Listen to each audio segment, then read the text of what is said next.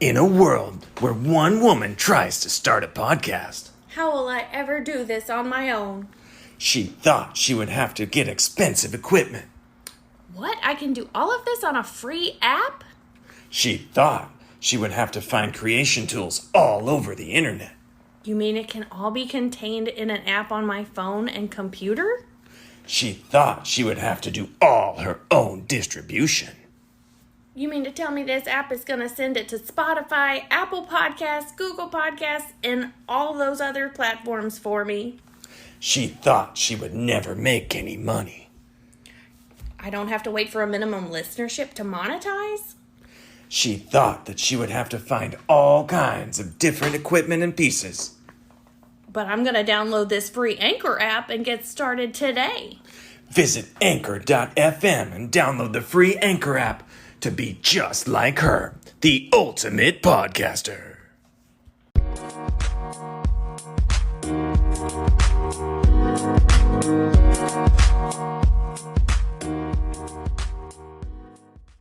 Hi, this is Rosa. And this is Richard. Thanks for joining me today as my co-host. We are talking about our date night we just had to Del Frisco's, which is a steakhouse in Louisville. This is the original location of the Del Frisco's Steakhouse.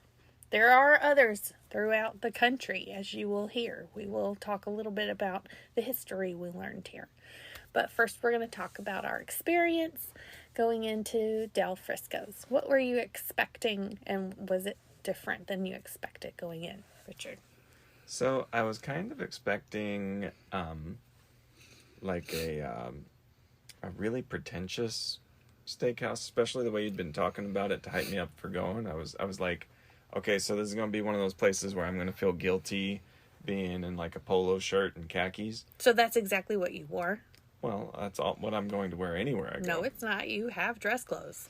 Yeah, but I don't wear them. You do sometimes when I make you. I didn't make you wear them, so why did you think that would not be okay? I figured you just giving up on me as a person. Yeah, that's really since last week. No, we looked at pictures and there were people in hoodies in the pictures at this restaurant, and I was like, well, he looks better than if he were wearing a hoodie, so. Man, I could have worn a hoodie. No, don't wear a hoodie. Like, you can do whatever you want, whatever. Anyway, so going into Del Frisco's, it felt as nice as going somewhere like Ruth's Chris, but it didn't feel like everybody made eye contact with you and it felt warm and inviting, and I couldn't put my finger on it because it wasn't like overly decorated. It was just, I would say, discreetly decorated. There were nice modern light fixtures, and then almost every table had chairs. There weren't a whole lot of booths or anything like that. There was a bar area, but I couldn't put my finger on what made it feel so relaxed compared to how I'm even used to going into the steakhouse. So I think maybe part of it was the tone of the workers and servers there. Maybe, because they were just very approachable, or they kept approaching us like over and over again to just take care of us.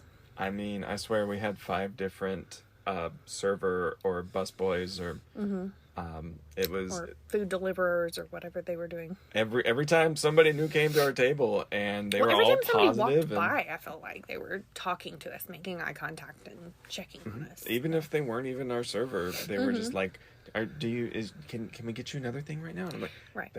No, I'm good. Somebody asked me 5 minutes ago. Well, and then they took care of it. Well, we were drinking our water kind of fast, and they were topping us off as fast as they could go. I'm one of those people, maybe you're like this too. You go to any kind of sit-down restaurant and you order a soda, you're going to drink like 5 20-ounce cups. I mean, that is what you do. That is what I do. Listeners, if you do that too, props to you. Respect. Get your money's worth. Well, and I just want to point out, like, there were lots of other people in this restaurant. It was very busy for a Thursday evening. And as these people were walking past our table, these servers, bussers, food deliverers, whatever they were checking on everybody equally. Like, they were. We did not feel we felt like that was the norm there. So they were brought definitely us, taking customer service to the next level. yeah, and so like they brought us bread, so you have your complimentary bread to start with, and then we had That was a huge appetizers. bread roll too. It was and fluffy. It was really nice. I hate chewy bread. I'm like, I did not come here to work on chewing things other than steak. So that was really nice. And then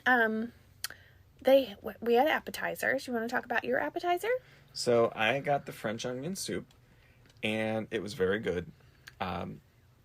The bread with it, the cheese, the onions, it was a very well done French onion soup. Not the best I've ever had, but definitely in the top 50%. It was a really good French onion soup. And this man is a French onion soup snob, okay? He does not like the French onion soup at Brasserie Provence, okay? So him saying that he really liked it and would want it again means a lot to him. So he could only think of one other place that he liked better, so he's not saying, this is the second best French onion soup I've ever had, and I get it everywhere. But that is what he said at the table. It was really good. That's what he said at the table. I'm outing you. So I had the escargot with mushrooms. And don't worry, guys, there are pictures on our Instagram and Facebook. So the escargot is snails, if you didn't know that.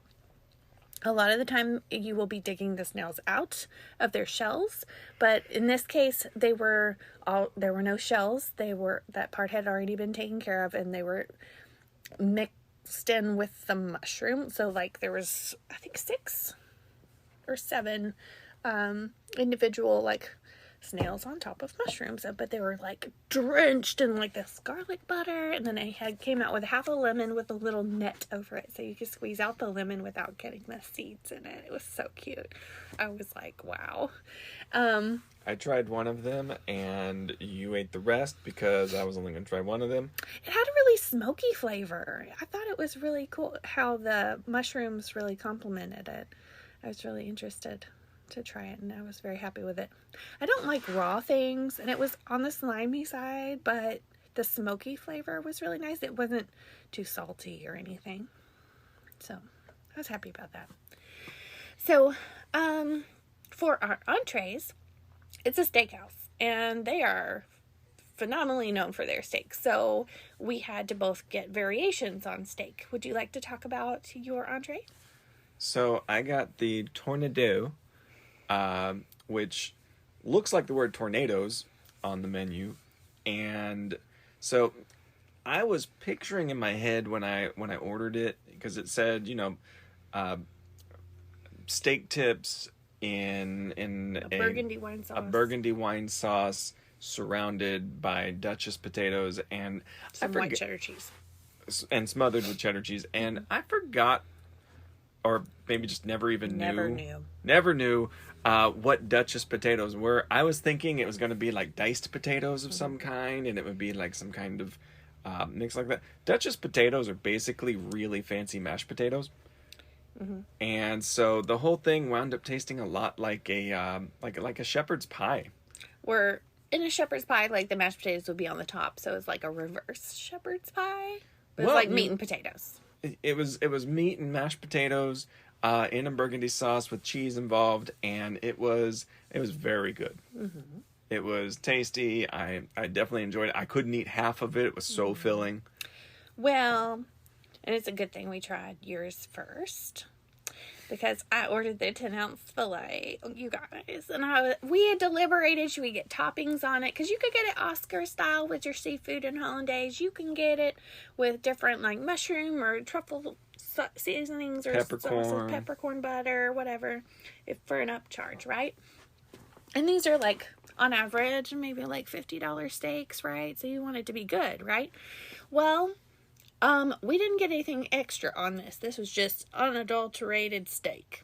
And that was the best steak I've ever put in my mouth. Oh my goodness. I was so jealous. Yeah. She let me try one bite of her steak, and I was like, I made a mistake. Yeah. And then after that, you had several more bites of my steak, which is fine. But don't be acting like I didn't give you more, because I totally gave you more. Okay. Now, the tornado was good. I don't want to down the tornado, but No. It's good if you don't know about the filet. Yeah, but you guys, now you know, and you're responsible for your knowledge. So we got them both done medium. They were both cooked just right, and it was fine. But listen, you guys, I generally am not a steak person. Like, I would prefer potatoes to steak, just as a rule. I would prefer chicken and salmon to most steaks that I have experienced in my life. So this steak was so phenomenal. Like, I get why people get excited about steak now. And I never got it before, but I know now, you guys. Was it a game changer for you? It was a game changer for me. The game has been changed. I'm going to have to go to so many more steakhouses now and just see. And then if they're not as good as Del Frisco steak, I'm going to be disappointed. They've ruined steaks for all these other restaurants for me. So after our appetizers, after our delicious main courses, then we got to move on to dessert. Which started with what was it? A berry tart with vanilla tart. Ice cream. So I was wondering if it was going to be tangy, because you hear tart and you're like, is it going to be like citrusy kind of with some berryness? No, this berry tart was like blackberry cobbler and maybe some raspberries with it was like cobbler. It was warm and had the ice cream melting into it. So it was just like my grandma's blackberry cobbler, and it made me so happy. And then I had the Bailey's Alexander, which had, what was it, like chocolate cocoa, and I guess it had Bailey. No, it was the brandy Alexander. Excuse me. I'm sorry. I misspoke. Yeah, it had brandy in it, and the cocoa crema or whatever, and I think also, the other thing. Hang on, I took a picture of I made a note of it. So those were delicious. Oh, they were. And we were done. We were done when the owner came over to our table, and we started talking and like talking about the pictures we had taken and everything. He was like, "Wait, if you're taking pictures of things." Well, let's just finish with the desserts, okay? Right, because I before I forget. So he's like, we're featuring these desserts that are not on the menu. So we had not had the opportunity to order them. The carrot cake was on the menu. Was it on the menu? Okay, but the lemon cake was not. So he said, apparently, Fox News has made a big deal about Del Frisco's in New York and their lemon cake. I didn't know this, but he was like, we didn't have a lemon cake here at our original location of Del Frisco's. And he said they went and tried that Del Frisco's to make sure they could replicate it, and they were like, we don't want this isn't even that good. Yeah. He was like, he wanted a good lemon cake. Mm-hmm. So he sourced local. Yes. And so these girls locally make some lemon cake, which we thought tastes like Grandma's lemon icebox pie, and it had like meringue on the side. It was just perfect. And then she loved the lemon pound cake. He made me try the carrot cake, and I about died, y'all. It was so good. I was like, why did I waste my time with other foods when I could have been having this carrot cake? I had no room in me and was still trying to eat some of this ice cream and carrot cake, and it was wow. Yeah. So the lemon pound cake was made by these local girls starting their own bakery. I don't think they have like a set location yet, but it's called the Treatery. And then the carrot cake comes from the Teacup, which is in Taylorsville, and he lives in Taylorsville, so he said he brings it to the restaurant. It was good. Dude, that stuff was legit. And we had not heard that their desserts were the stuff of legend, but they are now. So, now you know. Speaking of the stuff of legend, this restaurant has now been there, or been in existence for 40 years. It was founded in 1981. By his in-laws. Mm-hmm. The current owner is the son-in-law of... And his wife, which is their daughter. Mm-hmm. They're co-owners. Right. The daughter and son-in-law of the original founders. Mm-hmm. And this particular Del Frisco's is separate from the Del Frisco's chain that runs through most of the rest of the country. Mm-hmm. This Del Frisco's actually got up to 5 locations in Indianapolis, and I think 2 in Indianapolis, 1 in Lexington, 1 in Cincinnati, and then the Louisville location. But they sold those off after the founder passed away, or before the founder passed away. This is right. his He explanation. kind of simplified it down to just the one core location that it was Vince. Vince Woods is the manager or the owner that we met with tonight, and so. He said they had been in the St. Matthews location almost that entire time, and then the roof caved in, and so they had to relocate. Not at their restaurant, but in the same building. It was connected, and so they had to move. Plus, the pandemic shut everything down, so it just like extended the woes of the restaurant for 2020. But they just moved to behind P.F. Chang's on Hurstbourne, and it's a beautiful building. And it feels really new, but it was a restaurant before. I think you said they just opened back up in November? Yes, because they had opened it in November from moving from St. Matthews. So, and they just built a patio. It said that the relocation actually got them so much more business. Yes, he said they were like praying for business over at the other location, and here at the Hurstbourne location, they're always busy, so definitely be making a reservation if you want to go there. Oh yeah. And the atmosphere, the customer service, the food, all of it, it's understandable why they're busy. Yes. So we kind of found that part of the reason that it felt so welcoming there was like, this guy feels like it's his home. Like, this is his baby. He was like, I put in this flooring myself with my son, and I put in these light fixtures, and he was telling us about these beautiful globe light fixtures we were complimenting. He said, yeah, these LED light fixtures, when we first hung them up, they were so bright. We felt like we were walking around inside a tanning bed, and it was unacceptable. And I was like trying to sleep, and I was tossing and turning and having a nightmare because I was like, what am I gonna do? We're about to open, and these lights just can't be, but that's what we have. So he said, and God told him in a dream or something to find translucent or transparent foil tape. So he went to like Lowe's or something and got transparent foil tape, taped up 1,000 light bulbs. There were so many light bulbs, you guys, and he got up on a ladder and he wrapped each one individually and with love, you guys. And so, like, that's some commitment right there. I don't know if I believe in like the aura of a place or the vibe of a place, but if you don't, you probably will after you go here, because like the commitment and the passion of these owners, I feel like, has really just seeped into the whole place, because they're just so dedicated to like making it excellent, and they really love it, and they want you to have a good experience, and just, it's really heartfelt, and you can feel that.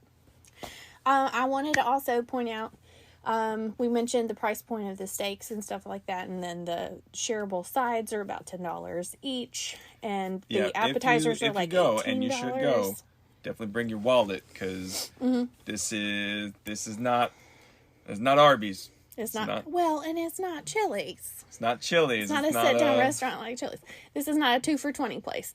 But I want to reassure you, it's not like Ruth's Chris where you go and there's no prices on the menu, and then you ask what the price is, and they look down their nose at you, and they're like, well, if you have to ask, why are you here?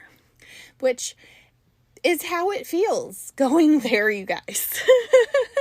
And so that's not how it is here. It's very upfront. Like, it is what it is, and nobody's going to give you a hard time about your choices. Like, several times I was like I'd never had escargot before. I was like, what am I supposed to do with this? And so they're like, you can do whatever you like, you know?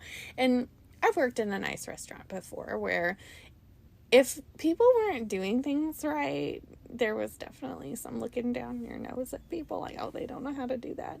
But I didn't not get that vibe here at all. Like, this was a very like make you feel comfortable kind of place. Absolutely. And Richard hates pretentiousness more than anything. I think that's partially why you don't want to go to nice restaurants with me, because you hate the pretentiousness.